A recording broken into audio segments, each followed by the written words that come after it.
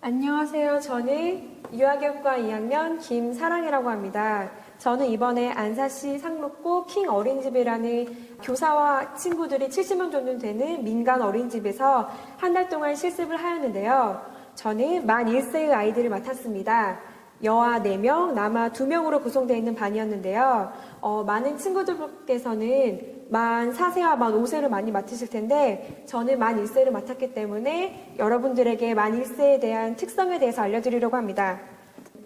만 1세의 특성을 보시면 자세에 대해서 좀 더 안정성을 갖게 됩니다. 난간을 잡고 계단을 오를 수도 있고요. 내릴 수도 있고 목표물을 향해서 공을 잘 던질 수도 있습니다. 그리고 이곳에서 보시는 것처럼 바닥에서 두 발을 모으고 깡충깡충 뛸 수도 있을 만큼 만 0세와는 달리 만 1세 때는 좀 더 자신의 자세에 대해서 안정성을 갖게 됩니다.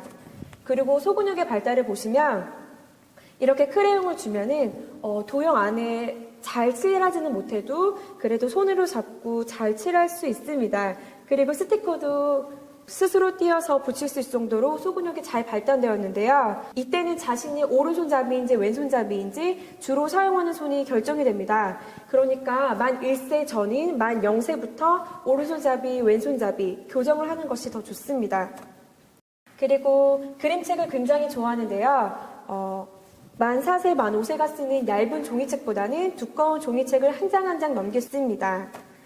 그리고 이 그림에서 보는 것 같이 같은 놀잇감을 가지고 놀지만 전혀 상호작용을 하면서 같이 놀지는 않습니다. 하지만 만 1세도 개월수에 따라서 많이 달라지기 때문에 저희가 맡은 이 9월 달에 이 아이들을 다른 아이와 같이 장난감을 가지고 놀면서 서로 상호작용을 하면서 잘 놀 수 있었습니다. 그리고 음식에 대한 선호가 나타나게 됩니다. 제가 맡은 반 아이들은 콩나물국을 굉장히 좋아했는데요. 하지만 한 아이는 콩나물국을 주면 콩나물을 그 자리에서 다 뱉어버리는 등의 자신이 좋아하는 음식, 자신이 싫어하는 음식에 대한 선호가 뚜렷이 나타납니다. 그리고 칫솔을 사용해서 양치질을 하는데 이때 저희 반 아이들은 치약을 젤 타입에 헹구지 않고 그대로 삼켜도 되는 치약을 사용하는데 제가 실습이 끝난 후 다시 한번 아이들을 찾아갔을 때 그때는 화장실에 가서 일반 어른들이 사용하는 치약과 똑같은 치약으로 양치질을 하고 있는 모습을 볼 수 있었습니다. 그리고 이 시기는 에릭슬이 만한 자율성 대 수치심의 시기인데요. 이때는 최초의 배변 훈련기입니다. 저희 반 아이들은 이 사진에서 보시는 것처럼 변기통을 가지고 배변 훈련을 하였는데요. 이 변기통에서 소변을 보고 화장실에 가서 대변을 보았는데 처음에는 많이 어려워하고 낯설어하고 변기통 자체를 거부하였는데 콩순이 인형을 가지고 콩순이 인형도 변기통에 쉬아를 해줘서 변기통이 참 행복했대. 우리 친구들도 변기통을 행복하게 해줬으면 좋겠어 라며 같이 콩순이 인형을 가지고 변기통에 앉을 수 있도록 유도를 하자 아이들이 차츰차츰 익숙해져서 이제는 배변 훈련을 하는 것에 대해서 많은 흥미를 가지게 되었습니다. 제가 사용하는 씨앗반인데요. 저희가 만 4세, 만 5세는 각자의 책상이 주어져 있지만 만 1세는 자신의 책상을 가지는 것보다는 이렇게 바닥에서 많이 사용하고 책상을 쓸 때는 활동질을 한다거나 안 그러면 식사를 할 때 그때만 책송을 사용하게 됩니다. 그리고 저희 수업을 진행하시는 걸 보면 기본 생활습관으로 양말 스스로 벗기 그리고 활동지 매달 포트폴리오로 나가는 활동지 이렇게 고추 색칠하기 등도 있고요. 이야기 나누기 때는 동요, 손유희 그리고 동화책 읽는 거 그리고 일주일 동안 아이들이 어떻게 지내는지에 대한 이야기를 나누는 등의 활동을 할 수가 있습니다. 그리고 저희는 일주일에 한 번씩 꼭 베이비 사인이라는 것을 했었는데요. 만약에 병원 놀이를 한다. 그러면은 배가 아프다 하면은 두 손을 가지고 배를 문지른다거나 그리고 머리가 아프다면 머리를 이렇게 문지른다거나 하는 베이비 사인 등을 하였습니다. 그리고 만 1세는 개월수에 따라서 많이 차이가 나는데요. 이 아이는 11월생인데 다리를 이렇게 이런 모양으로 눕는 걸 보시게 됩니다.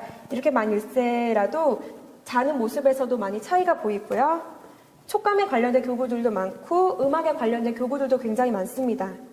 그리고 저는 부분 수업 하나, 연계 수업, 올데이 수업을 딱 하나 했었는데요. 부분 수업 때는 융판 동화, 커다란 순무를 하였고요.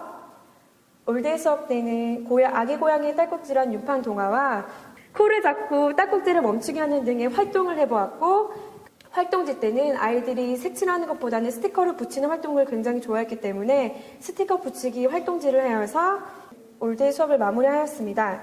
그리고 저는 교구를 2개 만들었는데 만 1세다 보니 촉감에 관련된 교구들이 굉장히 많았는데요.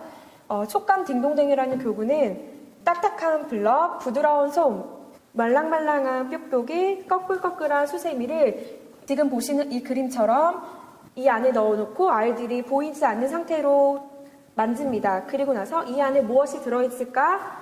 여기 그림에 보이시는 것처럼 가져다 옮겨놓으면 검은색에 들어있는 하드보드지에 손을 넣어서 사탕을 가져가는 게임이 되겠습니다. 그리고 촉감 발판인데요. 솜, 모래, 쌀, 뾱뾱이, 사탕을 넣어놓으면 아이들이 각자 발판을 만져서 다른 촉감을 그대로 느낄 수 있는 발판을 만들어 보았습니다. 저는 실습을 하면서 아이들을 더욱더 사랑하게 되었고 아이들과 더 함께하는 것에 즐거움을 많이 느낄 수 있었습니다. 그리고 다시 막내로 돌아가서 항상 선생님들을 보면 90도로 인사하고 시키지 않은 일도 먼저 하고 하면서 선생님들과의 교우 관계도 굉장히 행복했었는데요. 여러분도 한 달 동안 실습하면서 자신의 교사에 대한 신념이나 가치관을 확실히 재정립할 수 있는 시간이 되었으면 좋겠습니다. 감사합니다.